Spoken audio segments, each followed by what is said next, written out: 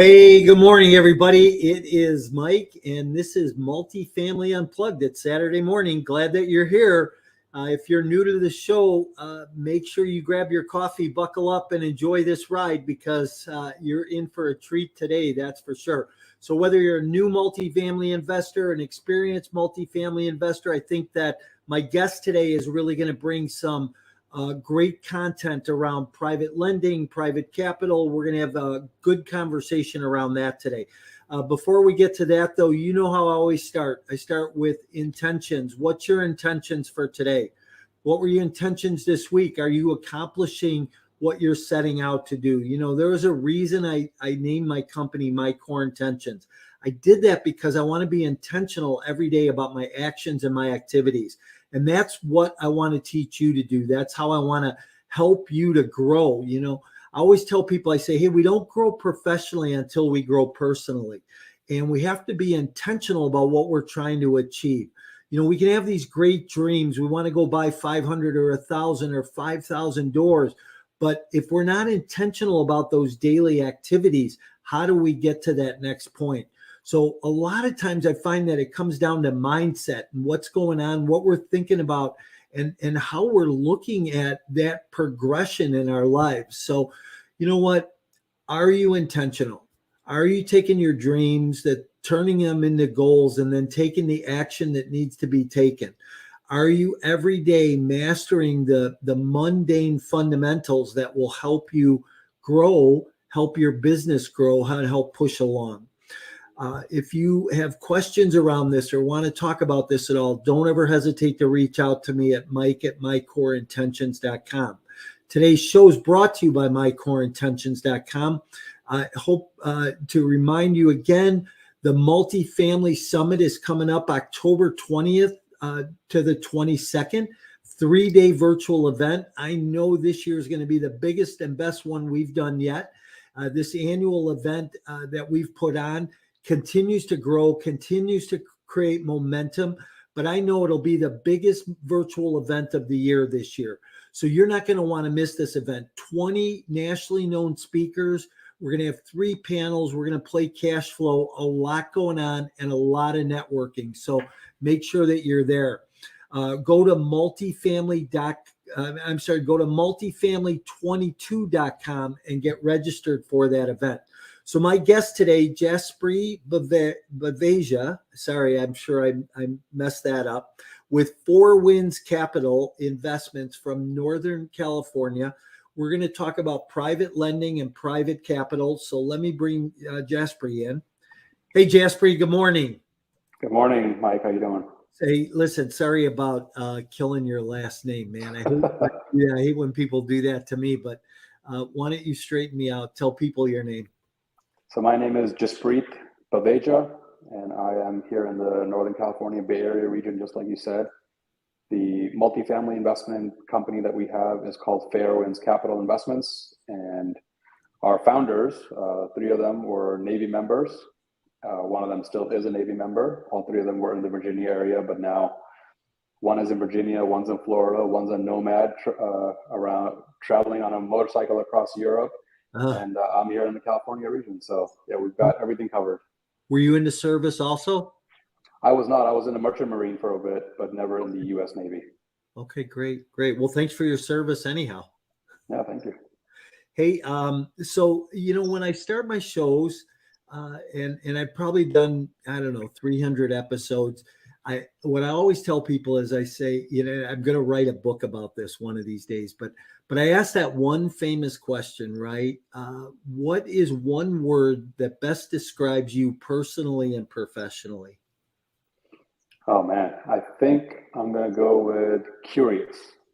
Curious.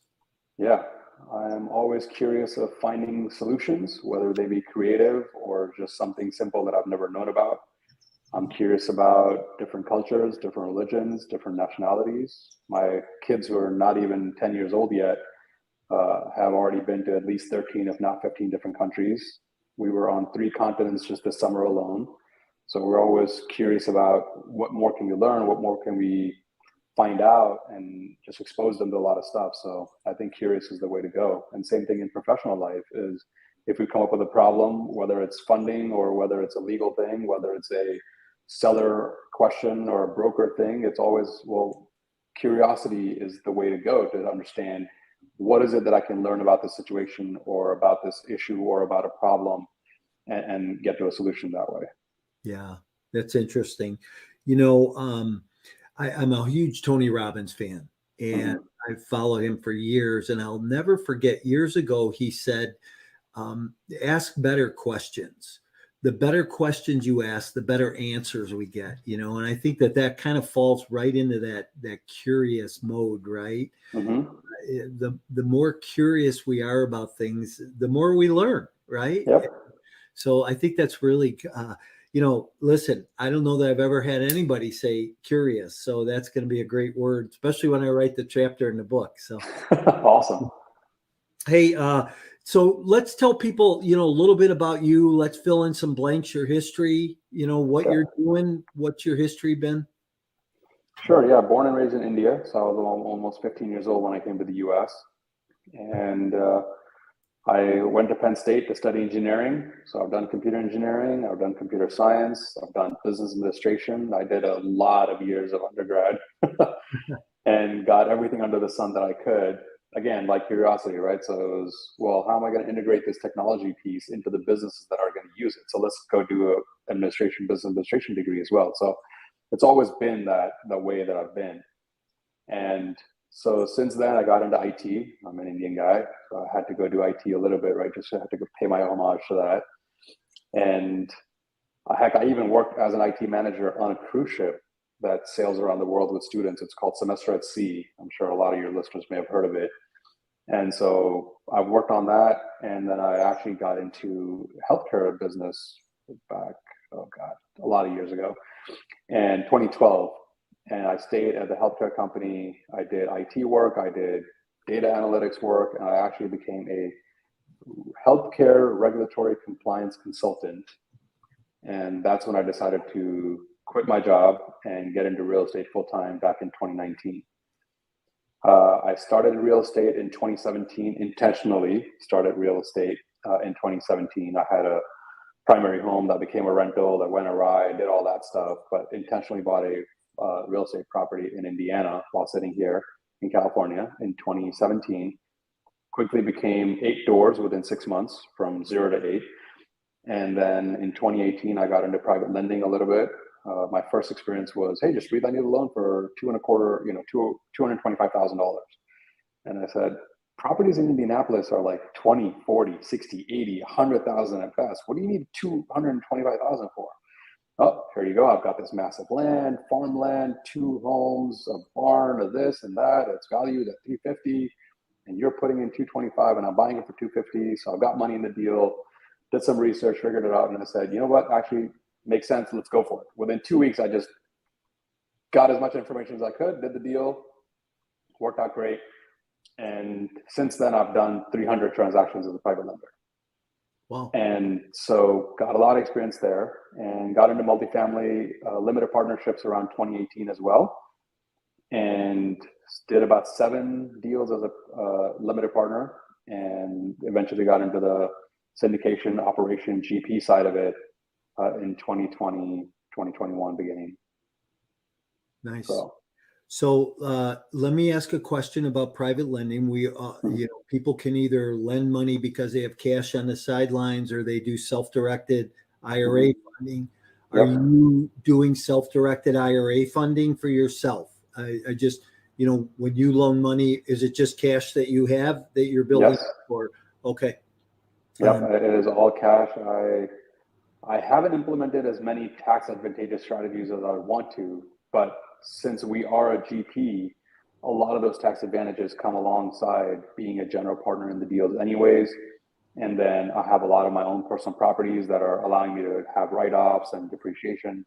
So I haven't really needed, and not having a W-2 job with that constant income coming in, I'm not really feeding my IRAs or 401ks anymore. So I'm just building up my own nest egg, cash nest egg, as much as I can, and then investing in multifamily to get that tax advantageous sort of investment strategy in place. Sure. That makes a lot of sense. Interesting. What a particular asset class that you guys do private lending in, or are you across the board? So I personally, so when I do the private lending, it's either my own money 100% in the deal, or Okay. I'll help place one other investor's money 100% in the deal. And so my primary role in that position becomes underwriting the borrower, underwriting the entity, underwriting the asset, underwriting the insurance information, coordinating between the title, the property insurance, the borrower, the lender. I do my own loan docs. So I've done every one of these loans that I've done. I've done the note and mortgage and personal guarantee documents myself. Well, 98% probably. Yeah. There may be a few sprinkled in there where the title company came in and did it for us. But so that's my primary role, and I'll get paid at closing to put that investor's money to work, or I'll just put my own money into the deal. And all of these loans that I do as a private lender are only in the Indianapolis market, and generally around the single family, multifamily, as to like duplex, triplex, and that's pretty much it. Nothing beyond that. Okay, because you don't like other markets, or there's that much business in the Indianapolis market? I think for me, it's all about being as risk adverse as possible. So whatever method I can use to limit my risk in any transaction, that's the way I'm going to go. Okay. If I know a market, I know the neighborhoods, I have GCs, I have handymen, I've got plumbers, electricians, HVAC guys, brokers, realtors, tree guys, landscaping guys, whatever you name it, I've either got a network that I can leverage to get those information, or I've got people in my own Rolodex that I can call on. So since I've done my own flips, I have buy and holds there, I've done Airbnb there. So I've got a pretty large network and a large sort of knowledge base on how that market works, how it's progressed, how it's changing. And so I limit my risk by saying, well, this is the only market I'm going to do business in as a private lender, so that I can limit my risk. And the same thing with borrowers. Most of my business is repeat borrowers to limit the risk, because I know their profile. I know what they're used to. I know what they're capable of. And that's what I do. Yeah, interesting. So most of that lending then, is it all short term, or do you do longer term? 3, 6, 9, 12 months at most. So a lot of times we call this hard money, right? Is that what you're doing, is hard money? So the reason I don't call that hard money is because hard money has a pretty hard and fast rule of LTVs, LTCs, LTPs, or X amount of purchase price and this amount of rehab, or this is the rate, this is the points, this is the fees, end of story. Yeah. With me, almost everything is negotiable except for rehab budgets. I have never lent rehab budgets, and I don't intend on ever lending rehab budgets. And that's also a differentiator from hard money, right? All those guys are all about 80% of purchase price and 100% of the rehab budget, right? So I like to limit my risk, or my investor's risk, by saying the borrower will come up with a rehab budget on their own. And when a borrower sends me a request to get a loan, I will then, of course, do my underwriting and figure out, okay, if I had the money, or if I have the money right now, would I lend on this? And if I say yes, and I don't have the money, and I'll send that out to the investors and say, hey, are any of you guys interested in taking this entire loan? I don't do fractional, partnerships, TribeVest, none of that jazz. One person takes it all, end of story, no questions asked. They can decide how they want to pursue default, if God forbid there ever is one. Because right now I'm at a 0% default, 0% of foreclosures, 0 loss of principal, 0 loss of interest, and I want to maintain that. So again, risk adversity. Some people might say that there is no risk in that, right? Well, there's always a risk. People might say to you, hey, when are you going to take a risk? Yeah, I know. Yeah. But if I could generate double-digit returns with no risk, why would I go into riskier situations for marginally more money? Yeah. Which makes a lot of sense, right? I mean, exactly. It's about, I think a lot of times too, it's about protecting the capital investment. It's about protecting that principal, right? Exactly. So here, let me float a deal out there to you. If somebody needed earnest money on a multifamily property, would you do that type of a loan? I have done it. I did it once, and I think that's one of the most unsecured ways to lend your money. because there's no physical hard asset.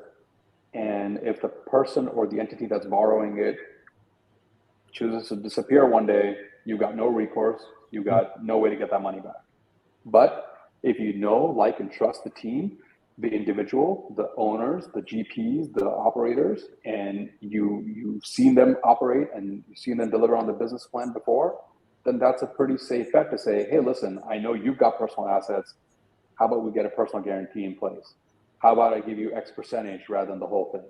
How about we do a convertible note where my investment turns into X class, whatever shares?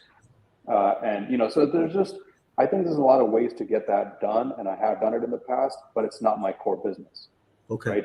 It's just like you said, my core intentions, right? My core intentions are to always protect my principal, have the lowest amount of risk possible in the deal, and generate as much return as possible while leaving more than enough meat on the bone for that borrower to come back over and over again to me before they go anywhere else to do more deals. So we've just come out of a pretty bull market for the last few years, right? Yep. And there was a lot of hard earnest money stuff, like day one, right? Put $100,000 up day one. It's hard. How would you mitigate, you know, in doing what you do? And let's just stay on this private lending thing for a minute. How would you mitigate your way in that with that hard money piece?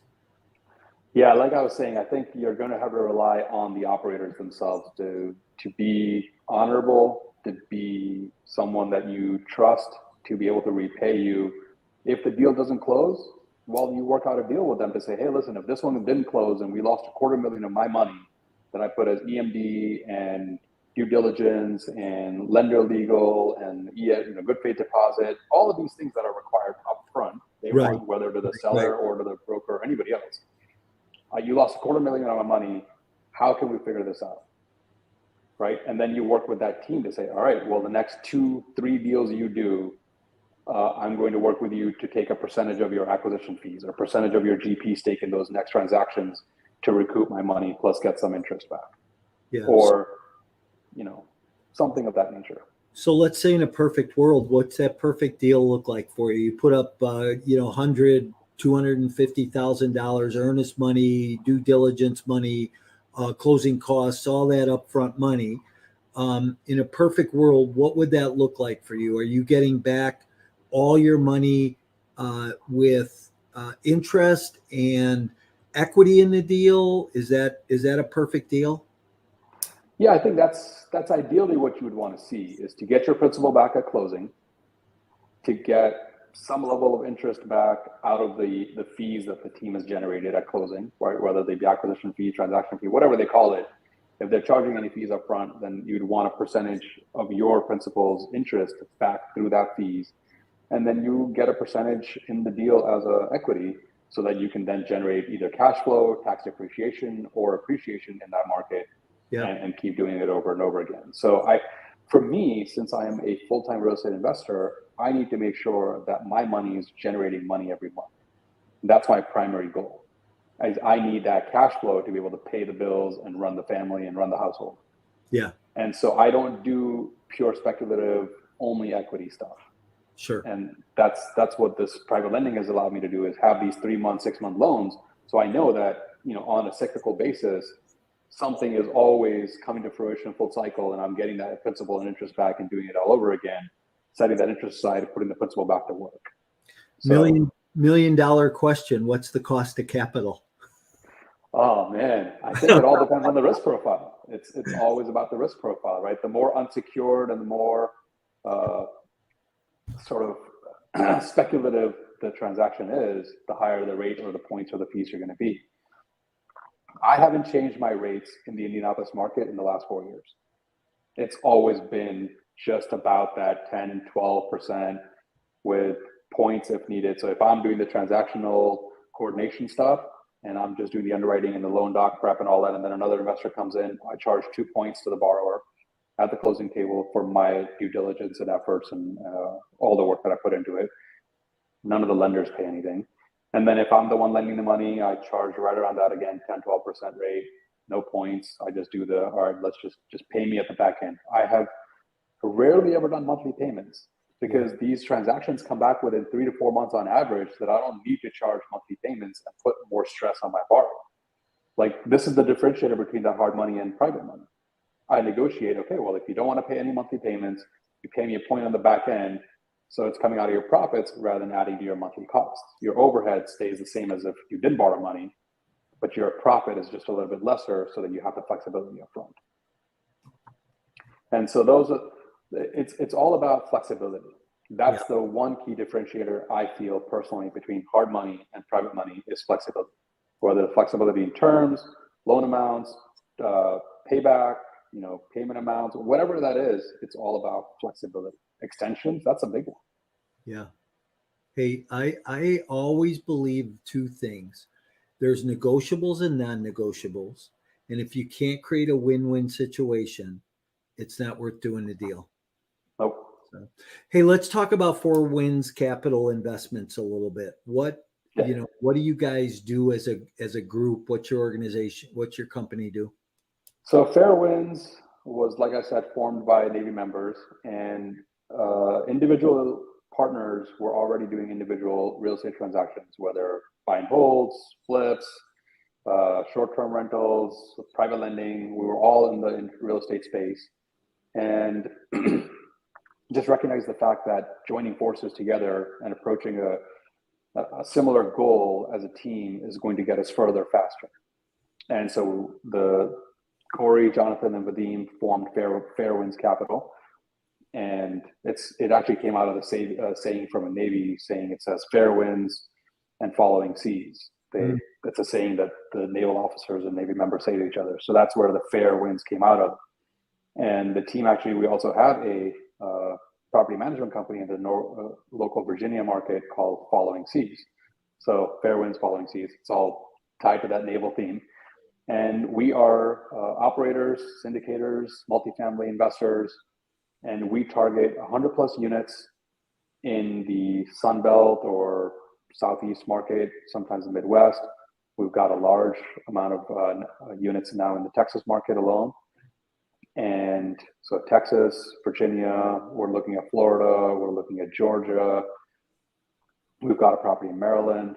We actually acquired the U.S. Naval Academy's Alumni Association building. So the Alumni Association is still in there, paying a triple net lease. And when they vacate, then it'll be converted into an event space. And we're working with the city of Annapolis. We're working with the local Commerce Council. We're working with a third-party vendor to bring in management for event management. So we're just leveraging every strategy we can in the real estate space to help grow our footprint and to provide better returns and more diversified returns for our investors. Wow, very interesting. So how are deals penciling for you today? We know, again, that comment, right? We just came out of this really great bull run. Yep. Interest rates are up. Cap rates are lower than interest rates. There's such an inversion in the marketplace today. How are deals penciling for you guys? Are you ready to skyrocket your investment portfolio and leave a legacy? Are you tired of inconsistent returns received in the stock market?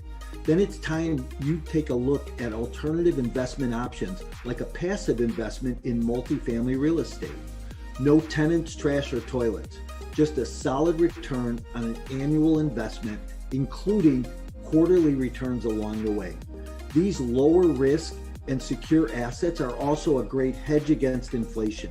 If you want to hear more about these types of opportunities, email me directly to schedule a 15-minute consultation to see if you qualify.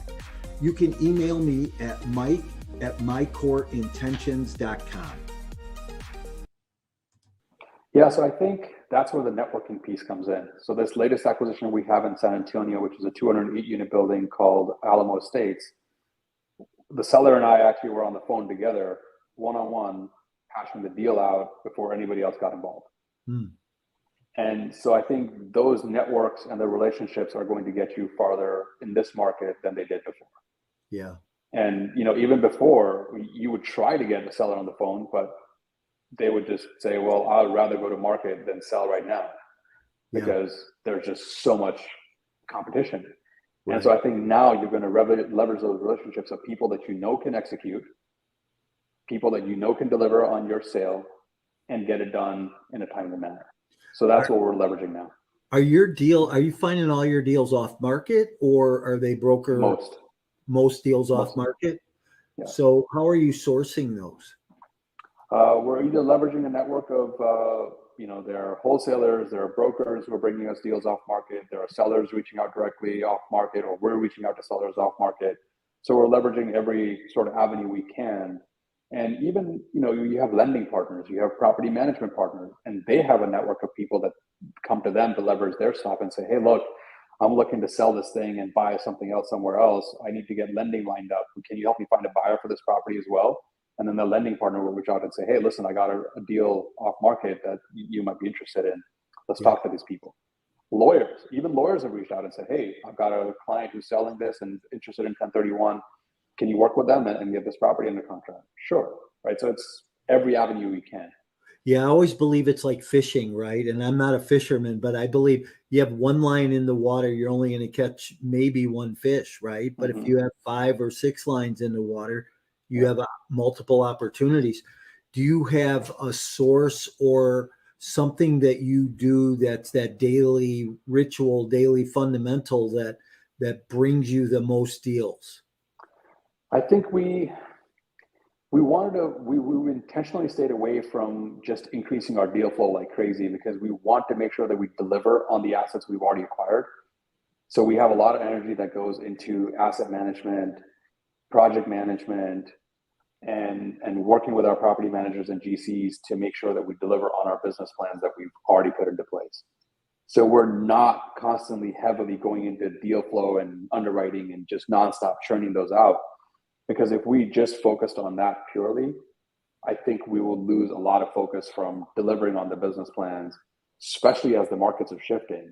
Through COVID, everything went up: labor, materials, delays, timelines.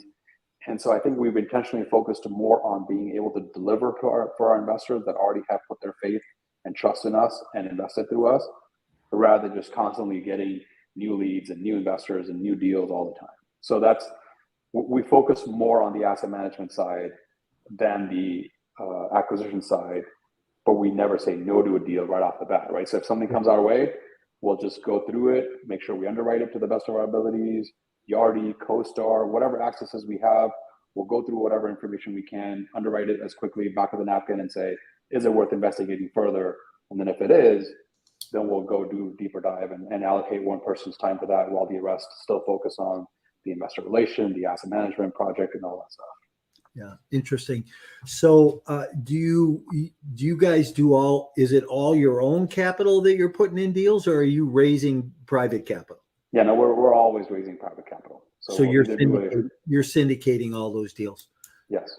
So where are those investors coming from today that are putting private capital in deals? Where are you seeing the sources of those individuals coming from?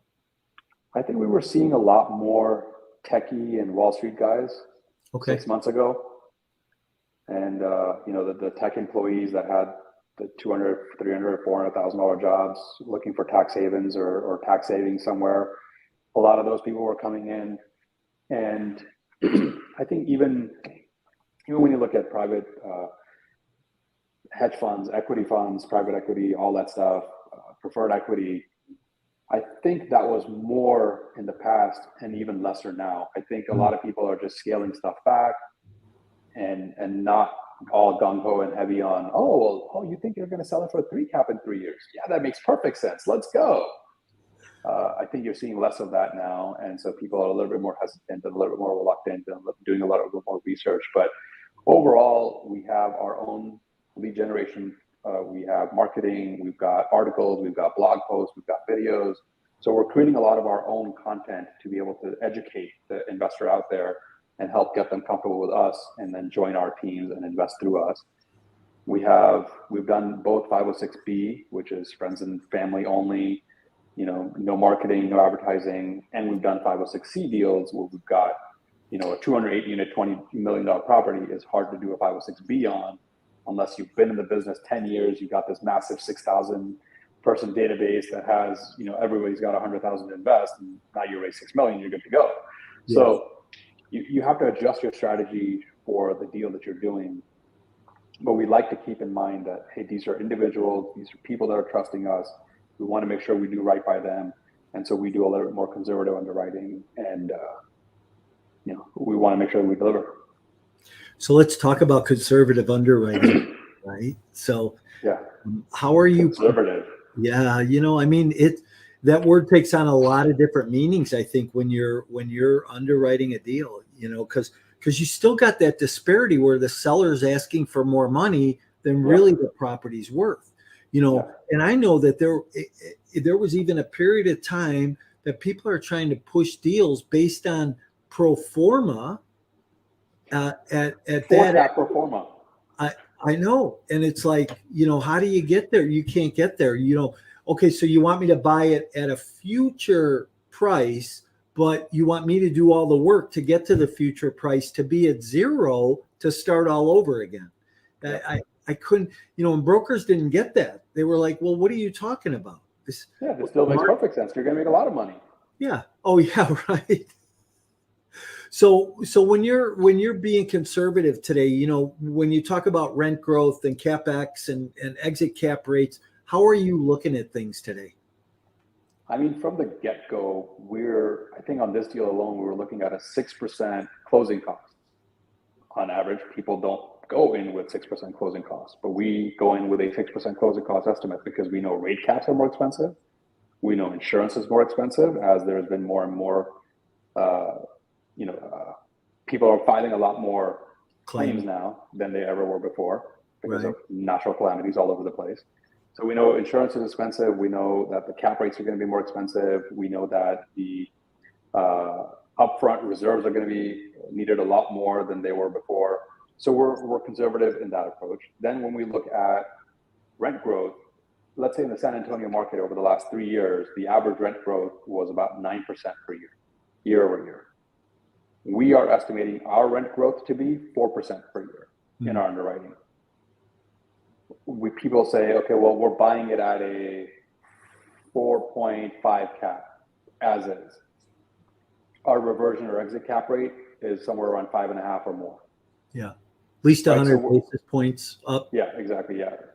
So those are the things we're trying to do, is to say, if cash flow disappears, or if the reversion cap rate goes up, or if the rent growth is considerably slower than we anticipate, how does the deal make sense? And that's when we say, okay, well, we have multiple exit strategies, right? Will this work as a long-term hold? Yes. Okay, great. Will this work as a quick sale in 3 years? Yes. Okay, perfect. And then we also implement other strategies. I don't know if a lot of people are doing this, but if let's say we acquire and are the lead operators or syndicators on a property, we want to implement multiple strategies in that complex. If we can convert 2 or 3 or 4 of the show units, or units that are already pretty much pre-furnished and are on display for tenants to come in and see, or potential tenants to come in and see, but we can convert them into income producing assets by going short-term or medium-term rentals, because we've got hospitals around the corner that can easily service that. Well, that's what we're going to do as a backup plan. Yeah. Right. We look at every potential backup plan we can to keep generating revenue, to keep the property in play and generate returns, to ride out any market slumps or change in the cap rates or interest rates, any of that stuff. And that's our conservative approach, to say, how many business strategies that we have in our play can we deploy at this asset to keep it in play the longest as possible and generate the returns we promise our investors. How are you underwriting for debt today? What LTV and interest rate, and I know it's a moving target, but constantly. Yeah. When we got this deal under contract, we had X amount of stuff underwritten for, and by the time we're closing, I'm pretty sure we're going to be retrading with our lender, because that's just what everybody's doing.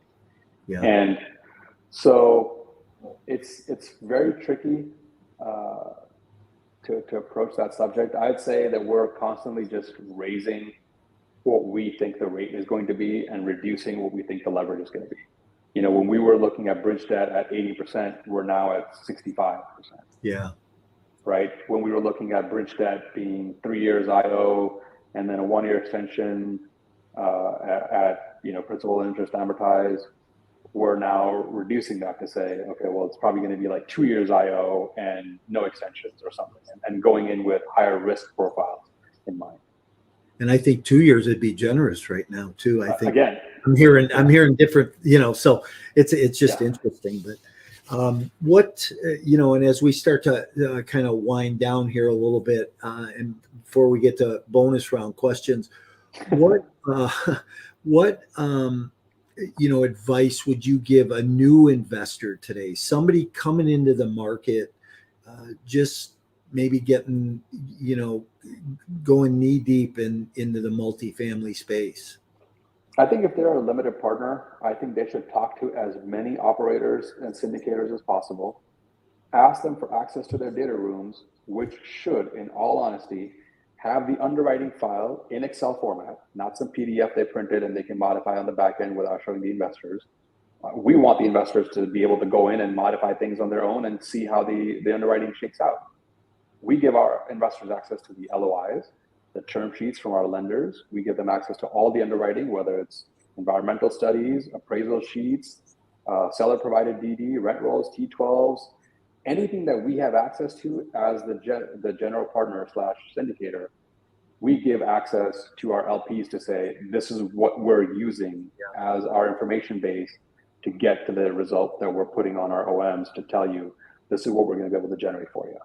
So I think if they can get access to, let's say, 5 or 7 general partners and look at each of their underwritings and figure out which is the most conservative approach, who's being realistic in their underwriting, who is really understanding the market they're in and projecting, let's say, stabilization in 18 months versus, realistically speaking, it's probably going to be 24 months because they've got 300 units to renovate. I don't know how they're going to do that in 18 months.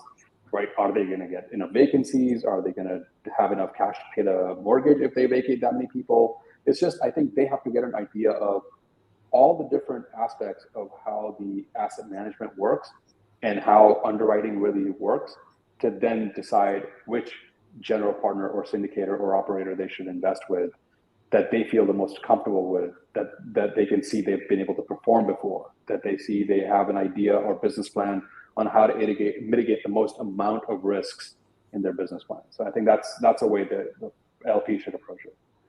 And I know you're really addressing that from the LP side, but I don't think the active side is much different. No, I agree. Yeah, I think both sides of the aisle need to treat their deals the same way. And really, I like the underwriting piece of this business because it allows me to really put a stress test on that underwriting. And I'm the big what if guy. I want to know what if the market doesn't do what we think it might do? What if the market goes the other way 3 points instead of going north 3 points, right? Yeah. I want to be able to look at that and see that on an underwriting pro forma to see what numbers look like. I know we just underwrote a deal this week, and the broker said, "Oh, you'll be able to get RUBS back at 80%." Well, historically, what's the market doing? Yeah. Well, historically, in that market, if they're getting 45% back on RUBS, that's a lot. And the broker, you could change it. Well, I think you have to really do the legwork to find out what's going on. And your average LP, I think you're right. Your average LP isn't doing that work or doesn't want to do all that work. That's why they're perfect private investors. Oh yeah, exactly. So, hey, Jaspreet, let's shift gears here a little bit. Ask 3 bonus questions. I know you've been doing some traveling in that.